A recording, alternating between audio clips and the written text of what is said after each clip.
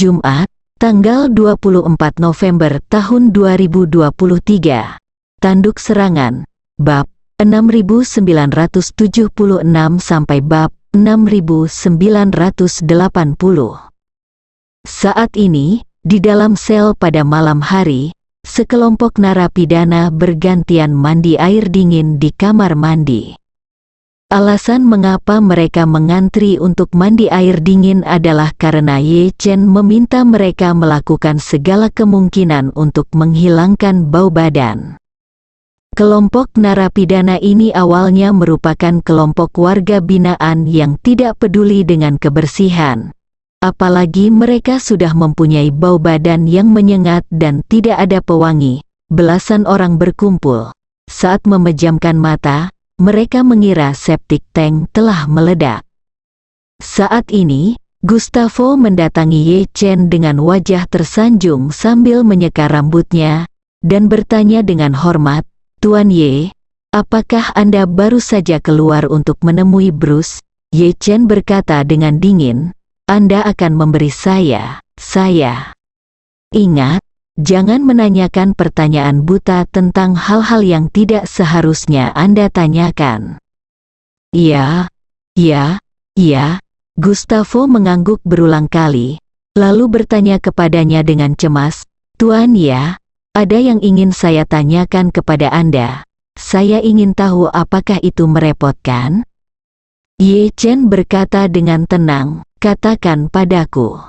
Gustavo buru-buru berkata, "Tuan Ye, sejujurnya, saya tidak tahu kejahatan apa yang Anda lakukan. Apakah persidangan diadakan? Atau apakah persidangan diadakan? Berapa lama hukumannya?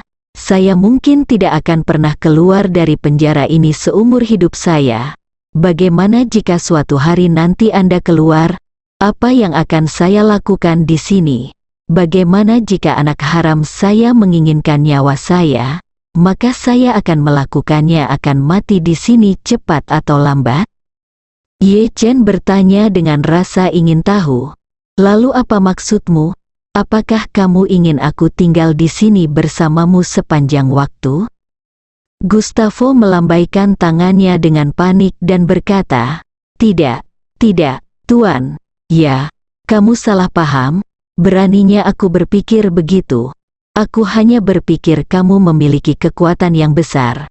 Bisakah kamu membantuku menemukan jalan?" Ye Chen menggelengkan kepalanya dan berkata dengan santai, "Aku tidak punya hal baik tentang ini. Aku hanya bisa berjanji kepadamu bahwa aku akan melindungimu selama 1 hari di sini. Tapi jika aku keluar besok, itu hanya berarti nasib kita berdua telah tiba dan inilah waktunya untuk berpisah. Adapun apa yang kamu akan melakukannya di masa depan, itu masalahmu." Gustavo memohon dengan ekspresi ngeri, "Tuan Ye, tolong bantu saya memikirkan solusinya. Lihat usia saya tidak bisa mati begitu saja di penjara ini, kan?" Kamu Chen memandangnya dan bertanya dengan penuh minat, "Karena Anda menanyakan pertanyaan ini kepada saya yakin Anda harus memikirkan solusinya. Mengapa Anda tidak memberitahu saya solusi Anda secara langsung? Mari kita lihat apakah ada gunanya menerapkannya." Gustavo sangat gembira dan segera mendekat dan berkata dengan hormat, "Tuan Ye, ini dia. Saya baru saja memikirkan 2 rencana, 1 maju dan 1 mundur. Saya khawatir kedua rencana ini kami membutuhkan bantuan Anda." Ye Chen melambai tangannya, "Kamu bicara dulu, dan aku akan mendengarkan." Gustavo buru-buru berkata, "Rencana yang lebih radikal adalah kita berdua menemukan cara untuk melarikan diri dari penjara dan meninggalkan penjara Brooklyn, meninggalkan New York, atau bahkan meninggalkan penjara Amerika Serikat." Setelah itu, Gustavo menambahkan, "Jangka waktu untuk rencana ini sangat singkat. Hari ini Joseph ingin membunuh saya, tetapi Anda menghentikan saya. Saya kira anak saya akan segera melakukannya. Saya akan meminta pertanggungjawabannya." Jika Joseph tidak bisa bunuh aku dalam 1 atau 2 hari, dengan karakter anakku, dia pasti akan memilih orang lain. Saat itu, aku masih akan mendapat masalah. Sementara aku saat ini berada di kantor sipir, masih ada sedikit pengaruh di sana. Jadi aku bisa memintanya mengatur agar kami berdua pergi diam-diam, dengan alasan memberitahunya bahwa kami pergi bermain dengan wanita dan kembali besok pagi, sehingga kami bisa meninggalkan penjara dan melarikan diri. Chen, dia mengerutkan bibirnya. Anda punya ide yang cukup bagus. Bahkan jika Anda kehabisan, jika Anda tidak kembali besok, polisi Rumania pasti akan memasukkan Anda ke dalam surat perintah global. Pada saat itu, bagaimana Anda bisa melarikan diri dari Amerika? Terlebih lagi, putra Anda sekarang mengendalikan seluruh keluarga Sanchez. Jika dia tahu bahwa Anda telah melarikan diri dari penjara, pasti akan mencoba segala cara untuk membunuh Anda.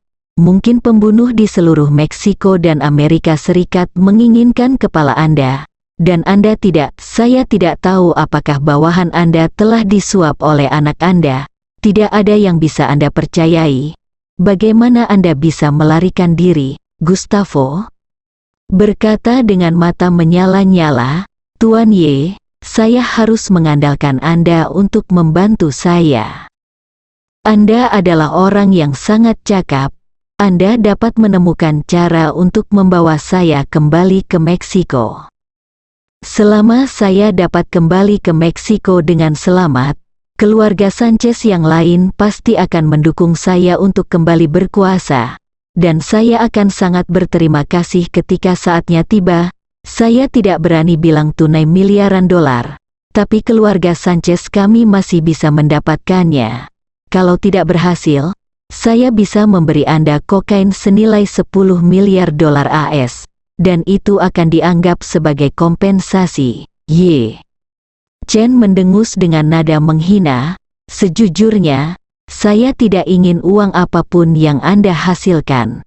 Saat dia berbicara, Chen melanjutkan dengan nada dingin, kamu juga tahu bahwa kedua orang tuaku adalah orang Tionghoa.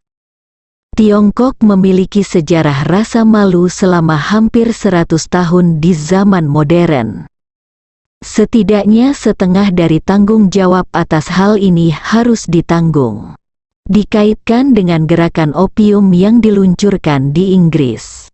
Sedang berperang pada abad ke-19, negara yang memproklamirkan diri sebagai negara terhormat ini mengabdikan seluruh upayanya untuk memproduksi dan menjual opium, meracuni ratusan juta orang Tiongkok. Ini bisa dianggap sebagai nenek moyang keluarga Sanchez Anda. Jika Anda ingin bertanya di negara mana orang dunia paling benci pengedar narkoba, China harus peringkat pertama sebagai putra dan putri orang Tionghoa. Jika saya meminta uang kepada seorang pengedar narkoba, bukankah itu memalukan nenek moyang saya?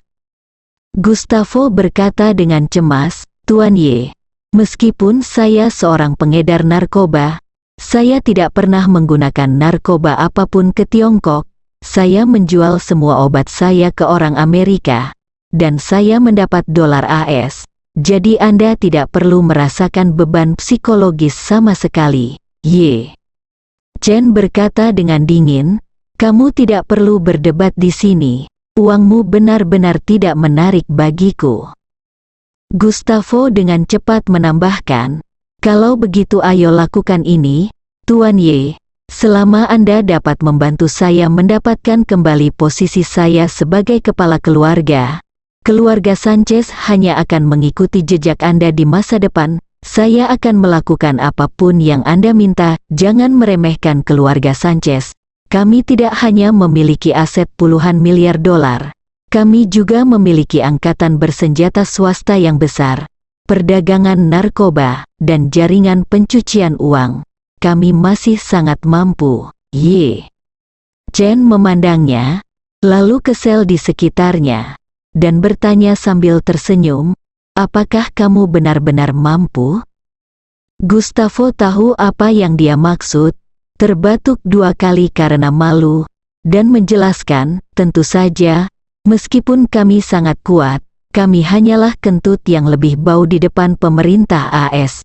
Pada titik ini, Gustavo menghela nafas dalam-dalam dan berkata dengan sedih, Tuan Ye, bagaimana kalau saya memberitahu Anda tentang rencana kedua? Rencana kedua tidak terlalu radikal. Ye Chen mengangguk. Anda bilang, Gustavo buru-buru berkata. Lihat Tuan Ye, Joseph masih sangat berpengaruh di penjara Brooklyn. Karena Anda adalah pamannya dan dia sangat menghormati Anda dan mendengarkan Anda dalam segala hal. Dapatkah Anda memberitahu dia bahwa dia akan berusaha sebaik mungkin untuk mempertahankannya? Aku tetap hidup di penjara Brooklyn, apapun yang terjadi. Ye Chen tersenyum dan berkata, Gustavo, Joseph tidak dapat membantumu. Meskipun dia adalah tahanan paling berkuasa di sini, dan meskipun banyak tahanan di sini adalah adik laki-lakinya, dia hanyalah seorang tahanan. Apakah menurutmu dia bisakah itu selamatkan hidupmu? Gustavo mengangguk dan berkata, sepertinya ada banyak saudara di sini. Selama dia bersedia melakukan yang terbaik untuk melindungi saya, mungkin tidak mudah bagi anak saya untuk membunuh saya. Ketika saatnya tiba, saya akan menemukannya cara untuk pindah ke area penjara Joseph. Setiap hari tinggal bersamanya akan lebih aman seperti itu. Saat dia berbicara, Gustavo memohon, hanya saja Joseph hanya mendengarkan perintahmu. Kamu harus membantuku berbicara dengannya. Ye Chen berkata dengan nada menghina, Gustavo, pernahkah kamu memikirkannya? Bahkan jika aku bertanya Joseph untuk melindungi Anda, apa yang harus Anda lakukan jika putra Anda menggunakan koneksi luar untuk memindahkannya dari penjara ini? Dia dapat sepenuhnya menyingkirkan semua orang Joseph sedikit demi sedikit, dan kemudian mengatur orang-orangnya satu persatu. Setelah kekuatannya di penjara ini lebih kuat dari kekuatan yang ditinggalkan oleh Joseph, Anda pasti akan mati. Gustavo tiba-tiba menjadi gugup dan bergumam. Lalu, apa yang harus saya lakukan, Tuan Ye? Melihatnya panik, Ye Chen tersenyum tipis dan bertanya, Gustavo, apa yang Anda inginkan? Jika Anda benar-benar menginginkannya untuk menyelamatkan hidup Anda harus mulai dengan keluarga Rothschild. Selama Anda memahami denyut nadi mereka pasti akan menyelamatkan hidup Anda. Gustavo dengan cepat bertanya, Tuan Ye, bagaimana saya bisa memahami asal-usul keluarga Rothschild? Ye Chen tersenyum dan berkata, jangan khawatir, saya akan memberitahu Anda setelah malam ini. Saat ini, di dalam kantor sipir Bruce Weinstein. Bruce Weinstein yang marah mengertakkan gigi dan memposting video online. Judul videonya adalah, Penjara Brooklyn, Kandang Pribadi Keluarga Rothschild. Di awal video, Bruce Weinstein memperkenalkan dirinya ke kamera. Halo semuanya, saya penjara Brooklyn, New York. Sipir Bruce Weinstein, apa yang Anda lihat sekarang adalah kantor saya di penjara Brooklyn. Seperti yang kita ketahui bersama, penjara Brooklyn adalah penjara federal, dan mereka yang dipenjara di sana telah melanggar hukum Amerika. Namun, ada banyak hal tersembunyi di penjara ini yang tidak diketahui oleh siapapun. Hari ini, saya akan mengajak Anda melihat sisi lain dari penjara ini yang tidak diketahui publik. Pada titik ini, Bruce Weinstein berdiri dan berkata, dia berjalan ke mekanisme di rak buku, membuka jalan rahasia ke kamera, dan pintu lift di seberangnya muncul di kamera.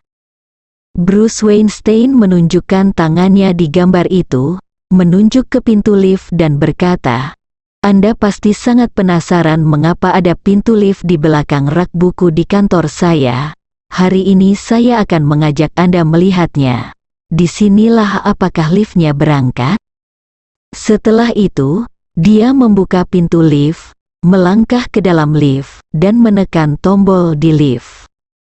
Kemudian, lift turun sepenuhnya dan membuka pintu di bawah tanah. Bruce Weinstein melangkah ke ruang bawah tanah. Pertama-tama dia mengambil gambar umum ruang bawah tanah, lalu mengganti kamera, mengarahkan kamera depan ke wajahnya, dan berkata sambil tersenyum, "Apa yang Anda lihat sekarang adalah ruang bawah tanah yang sangat tersembunyi di bawah penjara Brooklyn. Anda tidak akan menyangka, kan, ada ruang bawah tanah rahasia di penjara federal?" Ruang bawah tanah, ini bukan konfigurasi asli penjara Brooklyn. Tetapi bos saya, Tuan Matt Rothschild dari keluarga Rothschild, menghabiskan banyak uang untuk membangunnya secara diam-diam. Bahkan pemerintah AS tidak mengetahui keberadaan tempat ini. Anda mungkin bertanya mengapa Matt Rothschild mampu membangun terowongan rahasia dan ruang bawah tanah di penjara federal. Jawaban atas pertanyaan ini sebenarnya sangat sederhana. Hanya karena namanya memiliki nama keluarga yang sangat terkenal, Rothschild, Jerman.